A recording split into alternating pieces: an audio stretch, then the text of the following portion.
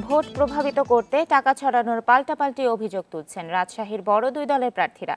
তবে সংশ্লিষ্টরা বলছেন নির্বাচনকে কালো টাকার প্রভাবমুক্ত রাখতে তৎপর রয়েছে আইনশৃঙ্খলা বাহিনী। রাজশাহীতে ভোটের প্রচার শুরুর পর থেকেই নানা অভিযোগ তুলছেন প্রতিদ্বন্দ্বী প্রার্থীরা। এর মধ্যেও প্রচার থেমে থাকেনি। তবে ভোট গ্রহণের দিন ঘনিয়ে আসার সঙ্গে সঙ্গে বাড়ছে উত্তাপ। প্রচারের শেষ মুহূর্তে এসে নির্বাচন প্রভাবিত করতে টাকা ছড়ানোর পাল্টাপাল্টি অভিযোগ তুলছেন বড় দুই দলের প্রার্থী।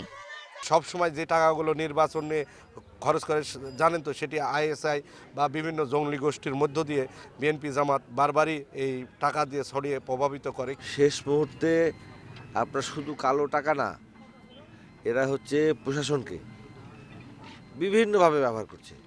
কালো টাকা তো এর মধ্যে অন্যতম।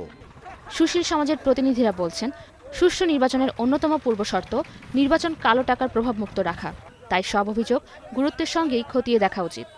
কালো টাকা, পেশি শক্তির প্রভাব, এই জায়গা থেকে যদি নির্বাচনটিকে যদি মুক্ত করা না যায়, অবাধ করা না যায়, তাহলে কিন্তু একটি সুষ্ঠু নিরপেক্ষ নির্বাচনের ক্ষেত্রে কিন্তু একটি বড় বাধা হিসেবে সামনে দাঁড়াবে বলে আমার কাছে মনে হয়।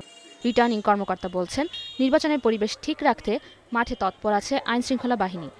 আমাদের আইনশৃঙ্খলা বাহিনী, বিশেষ করে বাংলাদেশ সেনাবাহিনী তো 2 দিন ধরে টহল শুরু করেছেন। বিজিবি, র্যাব, পুলিশ সবাই কিন্তু টহলদারি করতেছেন এবং নিয়মিত মনিটরিং করতেছেন। আমরা আশা করি কেউ কালো টাকা সরাতে পারবে না। রাজশাহীতে সংসদীয় আসন 6টি। এবারের নির্বাচনে মোট ভোটার সংখ্যা 19,42,562 জন। Independent news desk.